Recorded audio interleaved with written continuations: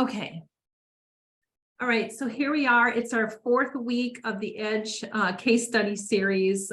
We've had a couple case studies and we've had a couple practical applications of how to use the EDGE tool in your practice as you educate and empower your clients. Basically, I want to start with just a little bit of my story because it speaks to wanting to give back to the field and wanting to make a difference kind of in the world. So 2015, my husband's job moved us to Chongqing, China.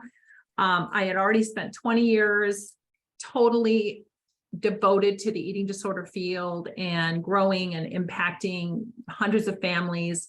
I had to close my practice. I packed up my house. I packed up my 2 kids and moved around the world. I got to the other side of the world with no career as a traveling spouse, and I was in a major identity crisis. And that identity crisis allowed me to be super creative.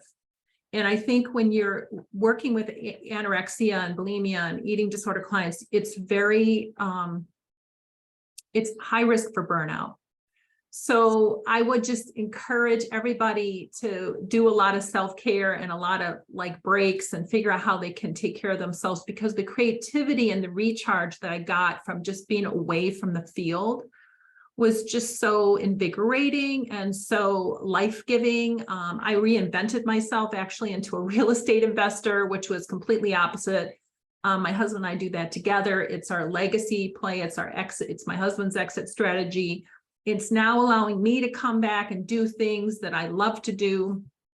And I'm really excited to, be able to give back. And, I feel like I'm just a better person of myself. I feel a little bit behind on some of the newest research, but this refresh is helping me get back on the newest research of things. So and again, this is a review. I'm going to go through this very quickly. We talked about the metabolism pendulum is the framework where you can educate your clients on the body's adaptive response to malnutrition, energy deficit, overexercise, undereating, any combination, and how the pendulum can swing from starvation and show all those signs to this hypermetabolic kind of reaction that the body can go through. I don't think every single client goes through a hypermetabolic reaction, but I think a majority mine have. And predicting symptoms is so valuable. We didn't talk about this, but in general, people come in with general weakness, cold hands, cold feet, layered up in clothing, and they come in, and that's how it's an identificator in our we talked about the cardiac response, and I hope this week you got my new link on how to take a pulse. So that was, it's something that I did from the very beginning. And I know that, we can be creative with Apple Watches and possibly finding other ways to take pulse, but this is another tool in our toolbox as dietitians. And specifically, just one of the risks of watching for low pulse is dehydration actually makes you have high pulse. And one of the very, very sick 12-year-old that I saw had pericardial effusion or perfusion. So she was very, very ill. And so you can't always rely on that, but you have to be aware of these things. Another thing I have done, if you're willing to touch the patient, is the capillary refill, which anything 1 to 3 seconds is beyond 3 seconds is not normal. And so that's something you can do in your office for a very simple kind of education piece about how the heart is impacted by malnutrition and how it's impacting your circulation and why you're cold. And we talked about the bowels. We had a lot of discussion about that, especially as it relates to delayed gastric emptying is a very common thing that all our patients, we didn't talk about this, but lanugo and keratinosis, the orange colored kind of hands that can show up with people who are eating just baby carrots and spinach. And so this can show up and we can help educate them. Also, we talked a little bit about bone and bone health. This is something that can be a motivator for runners, for athletes, if they don't want to have a risk of fracture. Showing bone density testing results also can help. We talked about the brain, and I think this is the sort of the framework of a lot of the behaviors. And one of the things that I'm going to send this in the newsletter is another article on the temperament. And Walter Kay has done so much great work around understanding anorexia and as it relates to the temperament traits. So deep down inside, I would love to have a section of temperament traits listed, but that's not going to happen right now. But in general, these are things that I'm thinking about. So the behaviors, and again, I talked about the brain as it relates to these behaviors. We didn't really get a chance to look at this much, and I would just like to open it up to the group. Is there any behavior that is, obviously missing here? And is there something that is worded wrong or is presented in a way that's not actually helpful? So I'm opening up for that right now as we talk a little bit about that. So any thoughts on that? Excessive use of condiments. I had one of my clients using a lot of tagine, which is this, spice from Mexico that they use. So anyways, that's something. Anyways, if you have any other suggestions, this is an area that, again, it's pretty expansive and maybe too long, but I just thought I would just ask if there's any thoughts on that. Okay, family history. And if somebody could do this for me, put all the rest of those links in the chat that I sent over. So family history, the section, and I think I put a picture of it here. So in one of the links that I sent over was from Cynthia Bulick's article. Well, let's just start. Let's do the first reason why we do family history. If you're working with an adolescent, the families come in immediately thinking, what did I do wrong? I've heard things from, I breastfed my baby too long. I've heard that I was on Weight Watchers. I've heard that dad was running and he thought it would be good to go running to spend time with his daughter. I mean, all of these are things that parents will immediately internalize. And the concept of basically taking the blame of something, it makes you inactivated. So in other words, it puts you in a position of helplessness and inability to act. And so what we can do through the family history is reduce the blame and then educate about the concepts of genetics and even what we're finding now in the new research studies on GWAS and things like that. So if anybody could do that for me, can they grab those things and put it in? I think Julie landed, joined after we started. So one of them is from the Journal of Biomedical Central. It just goes through the tenets of FBT and basically holding an agnostic view of the illness. And again, a lot of us are current in our work, but back when I was starting, this was a very huge piece because the community, and I still think at large, the community is still behind on how they view eating disorders. So you have to constantly educate the people who you're in front of. Typically it's the parents, typically it's the providers, it's the other doctors, hopefully not the therapists or anything like that. But trying to reduce blame and empower them to be, part of the solution. Okay, so this was quoted in this other article. These two things I want to bring up specifically. that anorexia shares genetic factors with other psychiatric disorders, including obsessive compulsive disorder, anxiety, major depressive disorder, and schizophrenia. So my initial training said, if you've had a family history of depression, anxiety, or substance use, now she didn't mention substance use on this, but I was told that if you have those family history, that you're vulnerable, you're genetically vulnerable for an eating disorder. So you've been dealt a hand of cards that you have nothing, you cannot control. So you have to play your cards right. With what cards you have, you basically play them the best you can with education, with skills, with counseling, with treatment. So you're really empowering the parents to say, you know, it's not your fault. And then the child, it's not your fault. So then empowering the team to go, okay, so I have to do the best with what I've been given.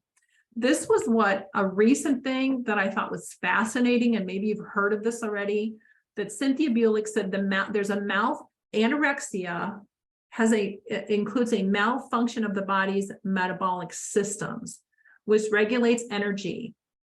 So for example, people with anorexia have a higher kind of metabolic efficiency than people with binge eating disorder. And she described it as like, although they haven't found the genetic connection with binge eating disorder, they did find that there are like two bookends, like, and that whatever genetic metabolic profile you've inherited, you may be hard for you to keep weight on. It just may be hard for you. You know, why do we refeed people when they get to their goal weight and then their body just like slips back down?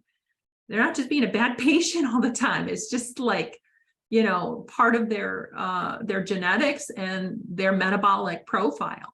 So this is good. So that article talked about that in specifically the family history side. We talked about changing obesity to weight cycling or yo-yo dieting. And I'll share in a minute what the recommendations have come up, what all the recommendations that I've gotten over the last few weeks. So before I sort of finish and we have a discussion, I have an ask. Please use the EDGE tool and track your data. If you can, I'm working with a programmer that, and you guys, if you have participated, and you're using the EDGE tool, I'm going to give you this automated version. And even if it's something that would move, like the data itself would move into sort of a place that's, you know, you're HIPAA compliant or whatever, but that we would be able to look at it. And I'm asking at least try to do it at baseline, 3-month follow-up, and end of treatment. Complete a case study. I know Julie has already done one for me, and that was on week 2. So I put all the recordings from all the weeks in, and week 1 was cut in half because I said a name. So I cut it in half and I did the intro, and then I re-recorded the case study with some information on that. I'm going to quickly show you the case study template in a minute. And if you don't have to do a template, but I loved how Julie did a side-by-side version. She had the baseline and the follow-up, and then it was just a picture of both of the EDGE tools. If you want, you can write a testimony about how you use the EDGE tool. And this, Heather gave me permission to post this. She said she had never used it. She said her client was stuck. She'd been seeing them for about 6 months. And she gave the EDGE tool, and they checked up 2s and 3s in behavior section. And it was like a light bulb went off in their head about how concerning the behaviors are. So that helped motivate. Now, I don't know where it will go from here, but at least it's like concrete data to help move our clients forward. So if you do that, then I can take, put your logo or put your whatever you want on there, your picture, and put that out there. And I'm trying to give back to the world of eating disorder treatment as much as I can. And then join the Facebook group. I know you don't need another Facebook group, but if I just don't want to use my own, I saw how easy it was for me to get away from my website over the past 8 years. So if you want to, you can. I will be updating stuff in the Facebook group and things like that. And I'll promote your business, and I'll give you the automated copy and anything I do as far as these psychoeducational materials and things like that that I do. Okay, so this next thing that I'm going to do, and I want to quickly show you the and if you could put in, what else? Did you get everything? Thank you so much, Michelle, for doing that. I really, really appreciate it. So I have the, see if I can share again.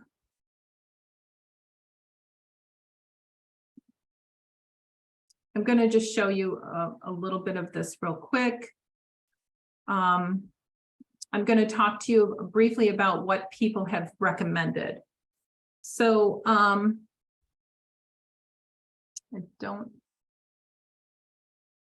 okay, I'm just going to put the whiteboard on. I don't never use the whiteboard. But Angela has recommended looking at the potential of putting in something about adverse life events that have impacted their, adverse events that have impacted their life, like divorce, accidents, bereavement, bullying, teasing, abuse, generational trauma, potentially. Eileen, Julie, we both had a large discussion on that first week about how to reframe obesity, living in a larger body, weight cycling, chronic dieting, binge eating patterns. And then Julie recommended potentially looking at putting in heartburn / reflux under the GI section. A lot of people have asked me, I went back and looked back at some old emails, a range of acuteness based on the score. So unfortunately, if you guys, I know it seems like I shared this, I shared this edge tool, automatic edge tool with you guys. And I just wonder, it's hard. It was very easy for me to write down what I typically see in a typical starved client. And it was like 44. So, and that's without any of the amenorrhea or the stress fractures or anything, assuming they're like, say, a boy. So I just didn't, I do think there's this place around 40 that seems to be like concerning. But I think for me, it would be like, what specific things would you feel you would have to look at a higher level of care? For me, I always look at the weight, the weight change over time and the symptoms and overall, how long have they been eating such a small amount, or how much are they eating? So I don't think just this tool can give us an indicator of what we should be doing. I mean, we have to use clinical judgment, obviously. So the therapeutic bind. So let me, and this is what I apologize for, because I was really trying to re-record that case study. So the therapeutic bind, I'm just going to tell you what it is. And I have it, it's written up on my website. And I can actually send that blog link to you. But what I do in the first session if I have parents and teens in the session, I've gathered the data. I feel like they could be borderline. Let's say their heart rate was 58 to 60 or lower. I'm very concerned about the ability of the parents to do it, or their acceptance, or their ambivalence, or their like, here, you help, you fix this. If I'm picking up this from the parents, then what I would do is I create a time in the session where it's a balance of alarm and compassion, like validating they saw something was needed, they brought their child to the appointment, they've been seeking out specialists with no help, but it's alarming, and these are concerns that would potentially lead to hospitalization. So you create this like a little bit of anxiety, and it's called a therapeutic bind. therapists are supposed to do it. Okay. I'm a dietitian. I work with therapists. They are fine with me doing it. If I'm the first person to get the patient, if I'm the first person on the team, I'm going to create urgency and activate. I'm going to decrease blame with the parents, empower them that there's the solution, explain the process, and really increase the anxiety enough to create some action. And this is actually really effective. So it's called a double bind in some articles, but I saw it was basically a therapeutic bind. So I would love for you guys to try that. I would be interested if you guys already do this, or what your thoughts are about this therapeutic bind. Anybody? I've had to do it before, but I didn't know what it was. I didn't know. So I'm taking notes, and I'll definitely read more about it, because I just kind of used my own kind of approach in terms of, making sure that there's no blame, the parents aren't blaming themselves. And at the same time, making sure that they know that, yes, this is urgent. This is important. This where we are right now needs action. And then, obviously doing that with compassion. So I don't know. I mean, that's kind of my own version of it. Like I kind of put the excellent. Yeah. So I just put that little blog in here. And again, I researched more information yesterday. But I couldn't get it into a slide. So I apologize. So, but it's this combination of, and it says orchestrate an intense scene. I don't know if that's necessary, right, to do that. But I think it's an orchestrated energy that you bring into the, do you guys see the blog, the picture? Okay, so you're alarmed and urgent, and you're concerned and compassionate. It switched to just the Google page for me. Okay, thank you.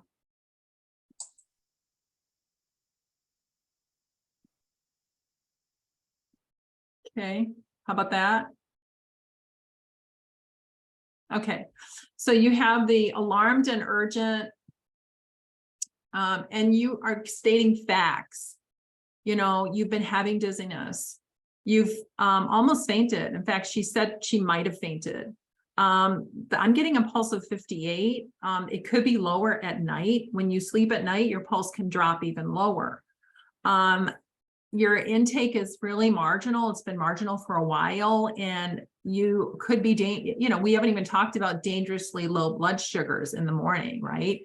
And I'd be open to seeing what you guys talk about with that. Yeah, you go, but you're here, and you knew something was wrong, and it's not your fault. So I applaud you, and I think this is the time that you need to start turning the corner. And I'm here to help, and I'm here to support you in whatever way I can. So you communicate both sides, and hopefully the compassion piece has been woven in as you began the visit. So you come in with very much like, you don't start with concern right away. You're open, and you're receiving, and you're listening, and all of that maybe makes them a little more comfortable. And then you come in with a little bit of an intense scene, although it doesn't sometimes take very many statements. It just could be one statement that makes them alarmed. So this is part of FBT. This is part of, what is the process that a therapist typically uses. Again, the FBT model is never really used a dietitian in the original Maudsley Hospital in London. They felt like too many providers created too much mixed messages. So I think, the biggest thing to do is really align yourself with who's in your community that you're working with, whether it be a therapist you work with, a doctor. Really talk about whose role is what, but whoever gets the patient first has full permission in my mind to proceed with the treatment, and based off of what they're finding, make recommendations. So does anybody have any thoughts about this therapeutic bind? And I want to let you guys off early today, but if you have any thoughts, any suggestions, and I will put some more research on the therapeutic bind out when we, the survey results. Okay, so I have about 20 survey feedback, and I've shared a lot of the stuff that I've gotten, but I don't think it's all of it, because I resent it out to another group of dietitians. So I have the Edge tool download, and then I have another group of dietitians who did my training and workshop a long time ago. Half of them are bouncing, so but I may get some questionnaires answered with that. So that being said, I am committed to working on redoing this, looking at how to make it even better, keep giving back. I'd like to probably maybe do a follow-up in about a month after I've sort of worked on my side of things. If you want to do a case study, let me know. If you want to do a review, let me know. If you promote it, thank you.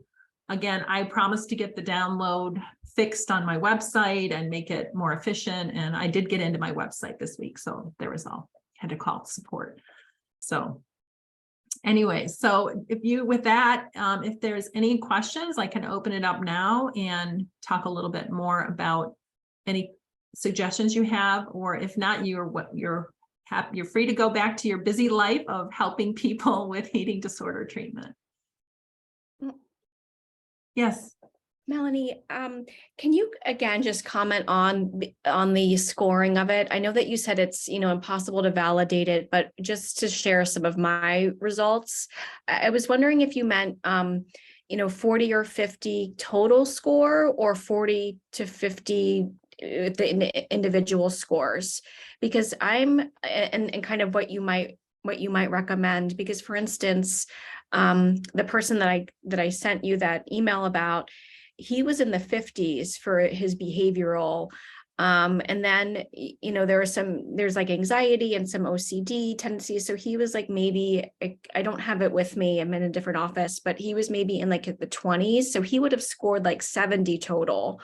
That's really high. Yeah, I remember a 68 with a boy actually, who was previously overweight or higher weight or his normal genetic weight, and came down because he had more OCD principle, tendencies.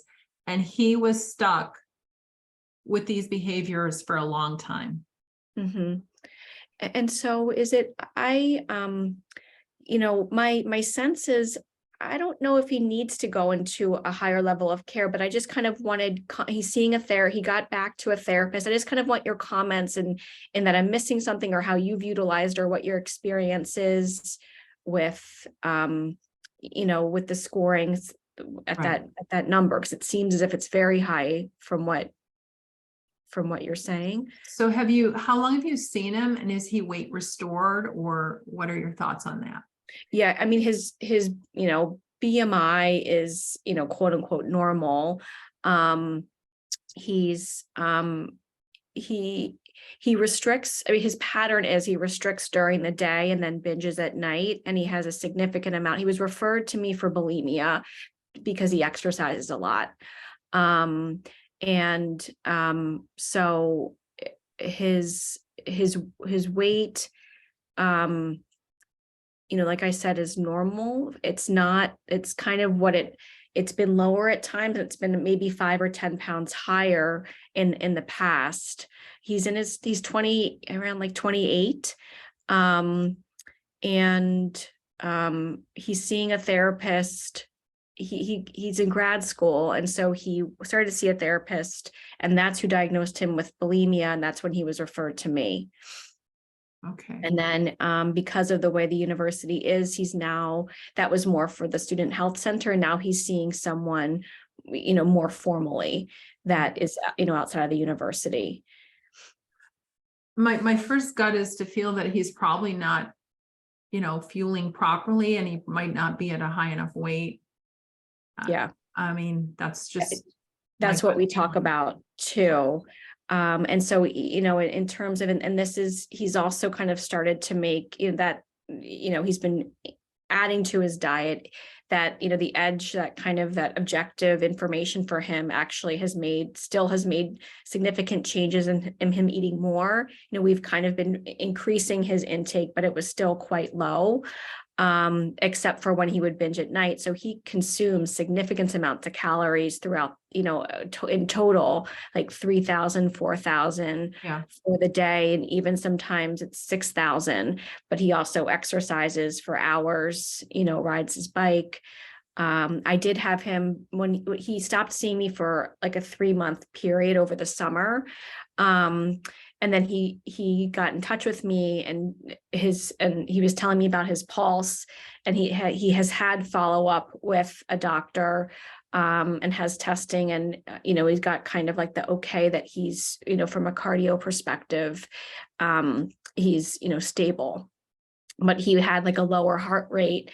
And, to me, I wasn't sure if it was, because of his activity and or the restriction. Mhm. So what would motivate him? Like, can you figure out what the function of the compulsions are? Is it weight related? Is it appearance? Is it anxiety kind of? Is it that he's caught in the OCD kind of spot and he needs help getting off that? It's a combination of weight and body image, and like how he looks, how lean he looks. I do think that, I mean, his motivation, I felt like has always been there, and that he was, in some ways, he was making strides. It just still wasn't adequate. But I just, based on the scoring, I just was wondering, like, should I be recommending like an intensive outpatient program, or like, is that something where you would feel concerned about doing that? I know that he still needs to work with me and the therapist. Right. But I just wanted to ask that, like, is that something where you would start to talk about a higher level of care? So I always I always try to keep working an outpatient, but I would have this data from the beginning. So you've already worked with him for. Well, it was like since May, and then of 2022. And So, then like, he coming up stopped on over a the year summer with a little and then, break. yeah. So, I don't know. What does everybody else think? I would have a real clear picture of where he has to be in a month before, I would like say, okay, I think we need to do these types of things for the next 30 days. We can reassess where you think you're at. And if you feel like I feel confident you're really making progress now that you have these facts in front of you, then we can keep working. But treatment is failing you, this level of care is not really what you need. So, and I suspect he probably needs a lot more care, and what was his higher weight and how long was he? I would dig really into the weight history and really figure out, even if sometimes I ask adults to go back and get their growth charts when they were teenagers. Okay. I try to get those if I can. And then I can see, I was like, oh, wow, you were already always on the 95th percentile. So now, if we project this as an adult, you're like 25% below your normal. I know you don't like how that feels, but the symptoms are revealing it too. Okay. So I don't know if anybody has other suggestions, but these are good questions. I think OCD is a very, very challenging with the anorexia because the behaviors. So I will look for a handout that You know what, It's definitely anxiety. And I'm sorry if I misspoke. I don't eat, but it was anxiety. And so I just can't remember what he checked off. I don't think Oh, it might not have been, okay. it might not have been OCD specifically, Okay. but it was more anxiety. And there was something, I mean, certainly I was like feeling very scared about weight gain. Like, it was kind of the eating disorder, kind of what would be expected, but there was just some more of, I don't think he checked off. I don't think it was depression. So if OC, I believe I don't think OCD was a Okay, primary. that was my projection from my memory of my adult male patient Mhm, I had. mhm. Sorry about that. Oh, no, I might have said it as kind of like just grouping everything together, Yeah. but anxiety is Okay. certainly there for him. Yeah, I would have a clear picture of what the next 30 days looks like for progress and effort and improvement and reduction of training and reduction of binging. Trying to get them to eat regular meals. I mean, 3 meals a day, 3 snacks a day. And if he could change to do that. But Yeah. restricting does manage anxiety, right? Mhm. So that's working for him. Yeah. So, but it's not also working. So. Right. All right. Thank you. Uh-huh. And Melanie, I was going to let you know, I did put my interns to work making a spreadsheet of edge data. So I just set up a Google spreadsheet and basically scanned the edge forms as a Google PDF with the names blacked out. And so I've got a spreadsheet going for that, and I can send it to you so you can use it however you want for data and whatever you want for it. So I don't know how many we're going to have total. I think we have about 10 right now. Okay. But so I'll see. And some of them have like multiple follow-ups because I did them every 3 months. So I have one with like 4 edge forms, every 3 months type of thing. So that'll be helpful, but this tool, it really is helpful in pulling out the symptoms. And sometimes when I'm looking through my charts, I'm like, oh, I'm sure I have an edge form on this one. And I'm like, oh, I didn't. Like, that really would have been useful. I should have done that. So, but I really think, and when we think about those scores, like, you were saying the score in the 70s, I mean, that's extremely high. So, and that's one, typically when I see them that high, I'm starting to say, I think we should, here we have a very good pediatric ER. I'm in Metro Atlanta. We have a great pediatric ER that has an eating disorder protocol. And so I'll just tell them, I think you should go to the ER and at least get evaluated. And if they think you need to be admitted, they're going to admit you. And if they don't, you'll at least have the information and you'll have your labs and you'll have, Yeah. and so just because it can be getting that medical care early can be very critical. And then, and otherwise I'm encouraging them, like Melanie was saying, go to the doctor the next day and that kind of thing. Yeah. So, but again, we don't necessarily, it's kind of a little bit of a range and a little bit of a clinical judgment as far as those numbers go. And even sometimes if we just see that maybe one symptom has just been so persistent for so long and it's affecting them so much that, we really just want to bump up the level of care for them. Mhm. So yeah, I mean, that case is very complex. And so I think you have to decide how you want to proceed and set your own, boundaries on whether you have the bandwidth to handle that severe of a case too. Okay. Yeah. Thank you. I just want to do a promotion for Julie because she has started a little work group for to create a response to basically a pediatric kind of toolkit and a verbal like discussion of what she might do and say to a pediatrician who's maybe responding to the AAP guidelines that came out on obesity. So I am encouraging her with that. I'm going to send this I got this from one of my doctors, which I sent one of my main referral doctors sent me. She's retired now, but she was a pediatrician and she did research. I mean, she was fabulous. And I gave her the article on, I think it's Megan Keegan or something. Is her name, the woman that shared like this unbelievable narrative and response. Well, she read it and then she shared this article with me. So I guess the Academy for Eating Disorders came out with a statement And so that's all good. So maybe you've already seen that, but that's just good information that it's out there. And good luck, Julie, on this initiative. Thanks. And I'll type my email in the chat if anyone, wants to participate. But honestly, we have a really good group right now. And once we have some more concrete things developed, we're going to send it out to everybody. So anybody and everybody. Or even if you just want to make sure that you get that, we really want to just have something concrete to take into pediatricians' offices, and also kind of pull those clients into our offices, so that, the pediatricians don't have to try to give nutrition education. They can leave that to us. So anyway, that's just something we're working on. So I appreciate that, Melanie. Awesome work on that. There So was an opinion piece in the New York Times and about the guidelines, about it concerning, I forget who it wasn't a dietitian, but she wrote an opinion piece about her concern about the guidelines. that was the name I was trying to get. I think her name is Megan, but Oh, is it Reagan Chastain? Reagan, yes, right. yes. So if anybody has that link, they can put that in, because her writing on it is fabulous.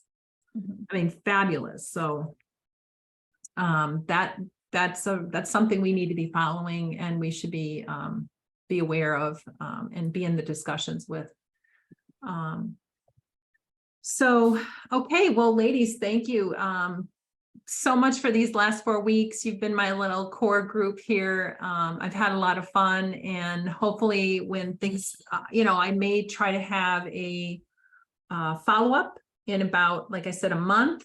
And if there's another kind of survey that goes out, I would just ask that you maybe fill it out, because you sort of know what we've been doing and what we've been working on. So I'm going to stop the recording if I can. Whoops.